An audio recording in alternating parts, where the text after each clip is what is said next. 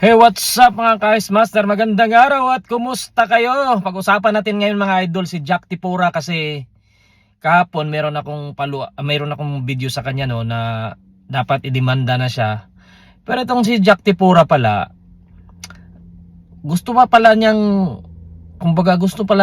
pansinin pa siya ni Casimero no kasi nung laban pala ni Cuadro Alas, tawag pala to kay Coach Urais no. Coach Ray Urais, dating coach nila yan, kasama nila sa Omega, naging coach din nila yan, dalawa ni Cuadro Alas. Tawag pala sa kanya. Yun naman pala Jack gusto mo palang magpapansin So makikita din natin yung post ni Tipura ngayon, pinagalitan siya ni coach, o pinagsabihan siya ni Coach Urais no na wag siya magpadala dahil parang si SB na siya. So itong si Jack Tipura, siguro, ang tingin ko dito no, kaya nangaasar yan kay Casimero, kasi siguro nga hindi na siya pinapansin. Kaya hindi nadaan na lang niya sa pang-aasar. Baka mapansin pa ba siya? Lalong hindi siya papansinin para sa akin mga idol no. Pero nung nakarang laban ni Alas, ni Casimero versus Neri, itong palang si Jack Tipura, tawag to kay Coach Urais at gusto makausap si Tata.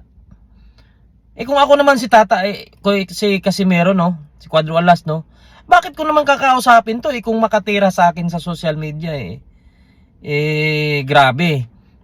Siguro itong tao na to gusto lang talaga magparami ng followers. Siguro gusto rin kumita ng extra pero sa maling paraan Alam mo, kung gusto mo talaga dumami yung followers mo, mas maganda pa. Maganda sana yung kumbaga hindi pang-aasar kay Cuadro Alas yung gagawin mo. Kumbaga total, kilala ka din naman sa boxing. Dapat maganda na lang yung binablog mo kay Cuadro Alas. Total, magkakilala naman kayo, magkumpare kayo. 'Di ba? Tapos, ibig sabihin niyan sa loob-loob mo pala, gusto mo pa rin makipagkaibigan kay Alas. Gusto mo pa rin siyang kaibigan kasi tinatawagan mo 'Di ba? So, ibig sabihin niyan sa'yo, gusto mo lang magpasikat sa social media at sa loob-loob mo talaga, ayaw mo namang gawin yan. Pero, ginagawa mo dahil sa social media at ginagaya mo si Silver Boys, 'di ba? Para ka nang si Silver Boys, para ka nang tagasunod ka na ng Silver Boys ngayon. Ang problema niyan, kawawa ka kasi maraming nagagalit sa iyo, 'di ba? Magkano lang yung kinikita mo sa Facebook dahil sa mga komento niyan? Pinagpalit mo yung pagkakaibigan nyo, yung pagkakumpare nyo dahil sa mga ganyang style, 'di ba? 'Di ba? Hindi ka lang pinautang siguro, nagtatampo ka na. Hindi naman lagi, 'di ba? Ang tunay na kaibigan, walang hinihinging kapalit 'yan. Kung hindi ka man mapautang, wag kang magtampo kasi baka naman ilang beses ka na rin pinautang, 'di ba?